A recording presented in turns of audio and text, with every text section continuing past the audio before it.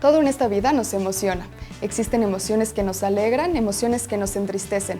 No se trata de calcular cuáles son emociones positivas o cuáles son emociones negativas, porque no estamos juzgando. Las emociones son situaciones que surgen en nosotros y que nos detonan los otros. Nosotros hacemos que los otros las tengan, son parte de la vida y justo por ello las tenemos que aprender a contener para poder proyectar emociones que mejoren a los demás y que por lo tanto nos mejoren en red. Muchas veces estamos tan cargados de emociones que nos dañan, pensamos que son las que reinan nuestra vida cuando en realidad las emociones están presentes todo el tiempo. A veces lo único que tenemos que hacer es revalorar las emociones que nos benefician y nos ayudan. Es con ellas con las que nosotros podremos mejorar las que nos están afectando. Hay situaciones particulares que podemos trabajar en red familiar, pero también hay situaciones en las cuales nosotros somos desbordados por las emociones que tenemos. Identificar lo que el entorno nos está creando, lo que nos está provocando, pero también en un momento dado esa emoción y la reacción que nos va a provocar van a hacer que nosotros respondamos de determinada manera y eso va a dar una relación con el otro. Entonces tú vas a ver que a veces, por ejemplo, cuando la persona no quiere tomar el medicamento o todo el tiempo se está quejando que le duele, pues tú te vas a sentir impotente y a lo mejor hasta enojado porque no entiendes lo que le está pasando.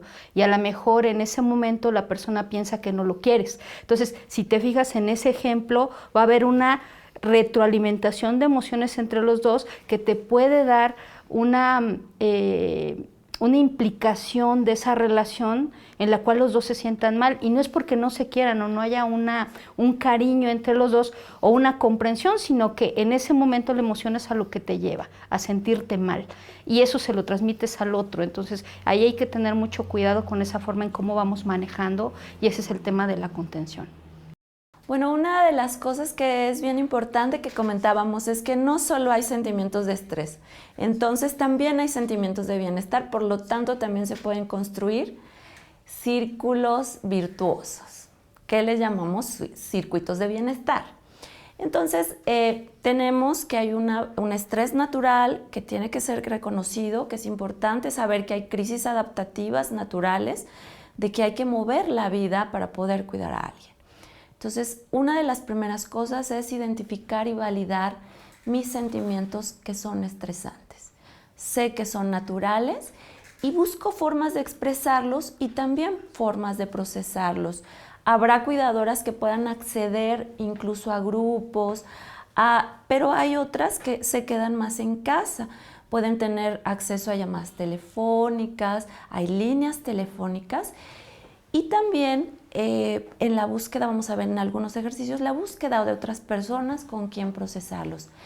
También identifico mis propias necesidades. Así como puedo hacer un listado de qué cosas, qué medicinas, qué cosas tengo que hacer con mi paciente, me puedo volver mi propia cuidadora. Entonces, identifico mis necesidades tanto físicas como emocionales. Por otro lado, aprendo a establecer límites a las demandas. Por ahora no puedo hacer esto. E igual en la institución, usted me está hablando de tal cosa, yo no puedo hacer tal otra.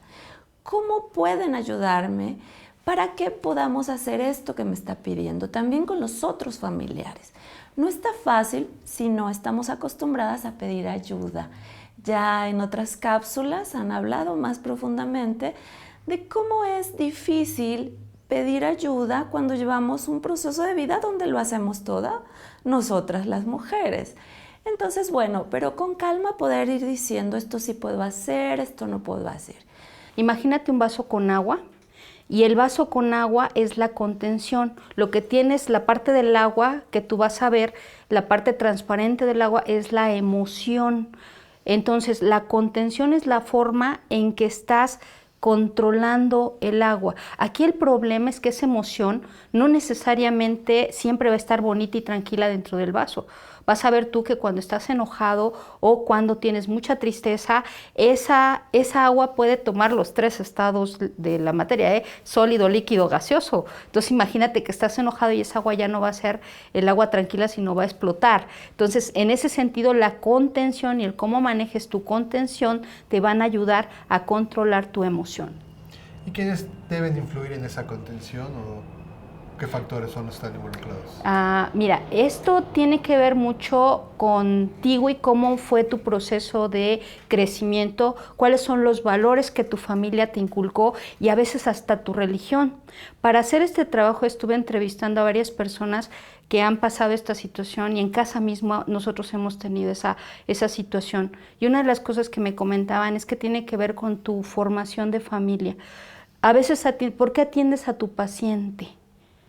¿Por qué lo cuidas? ¿Cómo lo cuidas? Y eso tiene que ver con lo que te enseñaron tus papás, con lo que te enseñó tu familia, que puede ser un valor religioso por amor al otro, por amor al prójimo, o puede ser porque es tu familiar y te dijeron que lo tengo que cuidar.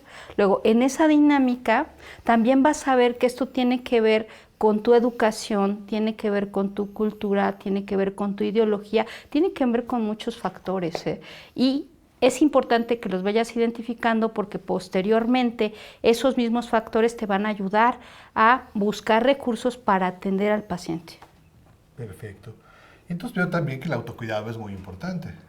Es fundamental. Como ya habíamos comentado, si tú no tienes cuidado contigo mismo, vamos a encontrar que puedes llegar a un proceso de desgaste grave en el cual tú mismo te vas a enfermar. Entonces ahí es bien importante que, punto número 1, identifiques cuáles son los motivos que te llevan a atender a esa persona, por qué lo estás atendiendo y que a través de ello tengas muy identificado hasta dónde puedes llegar a trabajar con él y hacer por él, sin descuidarte a ti mismo, porque imagínate que tú seas la única persona que lo puede cuidar y de pronto te enfermas, ¿qué va a pasar? Entonces ahí es bien importante que veas eso. Luego, por otra parte, es fundamental que veas cuáles son los recursos que hay dentro de tu familia y en tu contexto, y aparte de eso, también los recursos institucionales de los cuales puedas echar mano. Y en un momento dado aquí sería muy importante también que verifiques de qué herramientas, como estos consejos que se te dan en este tipo de eventos, qué tipo de información tienes para entender la enfermedad del paciente que estás cuidando. ¿Y cuáles serían las estrategias de control? Porque hablamos de que el vaso tiene las emociones, Ajá. pero de entrada estar en un cuidado primario de un enfermo hace que el agua ya esté arriba. Claro. Entonces es muy fácil que ciertos detalles, presiones de la familia, presiones del enfermo, presiones propias, porque también ella misma empieza como a presionarse y a tener, no sé si puede llamarse autoemociones, o sea, ella misma está en su reflexión causándose emociones. Pero ¿cuáles podrían ser unas estrategias de control que podrías recomendarles? Mira, primeramente lo que es muy importante es que establezcas objetivos y metas realistas en la atención. Por ejemplo, tú no puedes estar las 24 horas con la persona, entonces tienes que tener a alguien que te apoye. Establecer tus propios límites, y estos límites tienen que ver con tus límites psicológicos, emocionales, físicos. No puedes tú estar en un momento dado al pendiente de todas las situaciones y aparte de tu trabajo, de tu casa. Ahí tienes que tener mucho cuidado. Y por otra parte, tienes que entender que estos procesos son complejos, entonces tienes que pedir y aceptar ayuda. Eso es muy importante. Tienes que identificar quiénes en casa te pueden apoyar y qué instituciones te podrían apoyar, o si hay algún otro tipo de arreglos financieros, económicos en familia, a lo mejor para contratar a alguien que te ayude para algunas actividades de casa.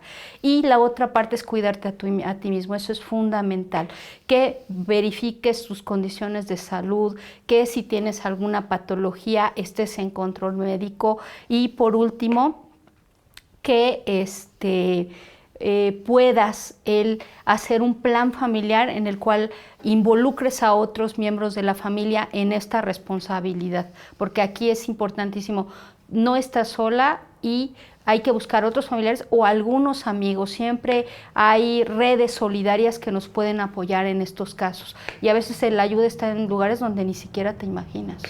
Eligen un día de la semana, así digo, el lunes voy a hacer el ejercicio. Y identifico cómo en la semana anterior o en esa semana he podido resolver alguna cosa, aunque sea pequeña. Identifico cómo eso ha sido un logro para mí y voy a identificar qué cualidades mías hicieron que yo pudiera lograr eso. Luego es muy importante que yo las reconozca y me felicite, pero es excelente si yo puedo encontrar a alguien con quien compartir. Yo me he dado cuenta que esto lo hice bien. ¡Fiu! ¡Qué bueno! ¡Qué bien lo hice! Esa es una. Otra es identificando mis sentimientos.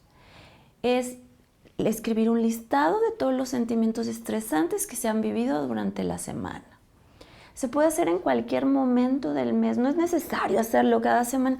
Si es un momento donde me siento sobrecargada y puedo escribir este listado, tengo permiso de escribir todo que quiera escribir, grosería, todo, ¿sí? Y luego escribo los sentimientos en otra hoja de bienestar que yo he proveído a mi familiar que estoy cuidando. Y de ahí identifico cuáles son los valores que me hacen proveerle eso a ese familiar. ¿Sí? Es honrar esos valores. Es fabuloso en este proyecto que tiene Yecotli, sí, que puedan incluso hablar con otras cuidadoras de cómo la están viviendo. Pero con esos sentimientos yo hago un dibujo o alguna cosa, un tejido, lo que a mí se me dé, que sea un colorido que me recuerde cuáles son los valores que yo estoy honrando al cuidar a mi enfermo o a mi enferma. Recuerden que la vida nunca se detiene, a pesar de que tengamos en casa a un familiar enfermo, a pesar de que haya algún desastre o problema, la vida continúa. En nosotros está el trabajar para poder salir adelante y tener un mejor ambiente familiar. Sí, porque justo si nadie nos enseñó nunca a hacer un proyecto de vida, este es el momento en el que tenemos tiempo para hacerlo, porque el estar con nuestro enfermo, con nuestra enferma, no implica que todo el tiempo esté pegado ahí. Va a dormir, va a descansar, va a tomar agua, va a estar unos ratos sentado o acostado escuchando música o viendo al infinito, y yo puedo ubicar esos tiempos para hacer mi proyecto, para juntarme con las otras personas que al final, ya sea que nos toca, quisimos entrarle o tenemos que entrarle a cuidar, es darnos estos chances para planear incluso el proyecto de cuidado y el proyecto de vida de cada uno y de toda la familia o de toda la red. Y en ese sentido también incluso sentarme con mi enfermo, con mi enferma, preguntarle qué le gustaría, cuál es su proyecto y cómo podemos juntar nuestros proyectos para hacer cosas juntos y separados. Claro, porque entonces hay como múltiples proyectos. Puedo hacer un proyecto como familia, incluyendo al enfermo, la cuidadora y la red. Yo no debo de perder mis proyectos propios, debo de tener un proyecto yo como individuo. También debo de fomentar en los otros que tengan proyectos, porque el mismo enfermo puede tener un proyecto de vida, o sea, aunque sea terminar su enfermedad, va a estar vivo un momento. Y al parecer lo que necesitamos, cuidadoras, es papel y hoja. Papel y hoja, y si no sabemos escribir, platicarlo con alguien. Exacto. ¿No? Porque a lo mejor es, bueno, yo como lo escribo, no necesitas escribirlo, esténlo aquí, platícalo con alguien y planeen juntos. Y a lo mejor dentro de la misma red encuentras a alguien que te ayude a escribirlo o a dibujarlo, pero pon tu misión en la vida, para qué estás y cómo te quieres ver con tu enfermo y además de tu enfermo, de tu enferma. Y entonces pégatelo ahí en la pared, póntelo en el refrigerador o junto a la cama, y es todos los días levantarte recordando que tienes un plan, que tienes un proyecto, y que ahí es a donde vas a enfocar también tus energías y tu alegría. En este momento vamos a ver un cuadro que ustedes van a poder analizar. Véanlo, observen las columnas y vayan marcando mentalmente o con alguien cuáles son las emociones que están presentes en ustedes. Recuerden, si son 3 o 4 emociones, las podemos trabajar en familia y en conjunto, canalizarlas, pero si son 10 o más de 10, necesitamos acercarnos a una institución, alguna ONG o fundación, que nos pueda proporcionar un espacio para que nosotros nos orientemos, hablemos o por lo menos empecemos a observar qué es lo que nos está pasando y cuál es el camino por el cual podemos salir.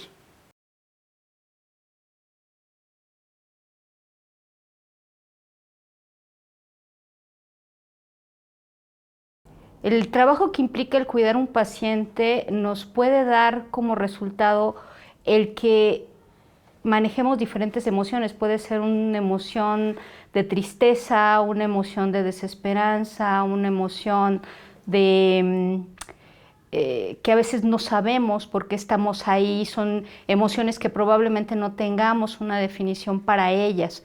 Entonces es muy importante que las personas aprendan a manejar sus emociones para que puedan tener tanto una salud de ellos como poder propiciar un buen ambiente para un buen tratamiento o una buena calidad de vida para el paciente. Pues primero había que reconocernos. Mandaste un cuadro muy interesante que nos habla sobre cuáles son las emociones y cómo afectan de una o de otra manera a nuestra vida y nuestra salud. Sí, ojalá y cuando lo puedan ver, puedan revisar en el cuadro cuáles son aquellas síntomas que puede presentar una persona cuando está trabajando con un enfermo en estas condiciones, porque vamos a ver que estas emociones nos llevan a desarrollar hasta determinadas patologías. No nada más se va a estar enfermo el paciente, sino tú también puedes enfermarte. Entonces, revisa el cuadro y mentalmente ubica en cuáles de ellas tú puedes estar. Si ubicas más de 10 de ellas, es importante que revises la forma en que estás interactuando con tu paciente y hasta si tú lo consideras necesario, busques apoyo profesional, porque eso habla de que tú también ya estás teniendo una patología y esta patología puede ser una depresión, puede ser ya una enfermedad. Acuérdate que las enfermedades no nada más vienen por una cuestión física, sino también por una situación emocional. Entonces es importante que también te revises si encuentras algunos de estos síntomas en tu persona. Que por lo que veo son cosas muy de vida cotidiana. Por ejemplo, la irritabilidad. Sí, claro. Mira, cuando hemos tenido pacientes o dentro de nuestra misma familia hemos tenido un caso de este tipo, vamos a ver que nos sentimos frustrados, nos sentimos enojados, nos sentimos muy molestos por lo que está pasando. Además, esto trastorna toda nuestra dinámica de vida. Entonces, tú tienes que verificar qué es lo que estás sintiendo, cómo lo estás sintiendo, y el tema precisamente de esta charla es ver cómo puedes contener esta emoción y en un momento dado trabajarla para que la lleves de la mejor manera a que sea un efecto lo menos nocivo para ti y para las gentes que te rodean en tu familia. Y ya quedamos, si tienen 10, pues ya estamos hablando de que sí, requieren un poco más de ayuda fuera de la familia, ya una ayuda institucional. Sí, sobre todo que busques a lo mejor un diagnóstico muy preciso, ya sea con un psicólogo, un psiquiatra, un trabajador social que te puedan apoyar a ver si es una situación pasajera o necesitas un tratamiento. Pero si solo tengo 3 o 4. Bueno, ok, vamos a ver que la contención emocional es un mecanismo que si tú lo desarrollas adecuadamente te puede ayudar a ir sobrepasando este tipo de situaciones.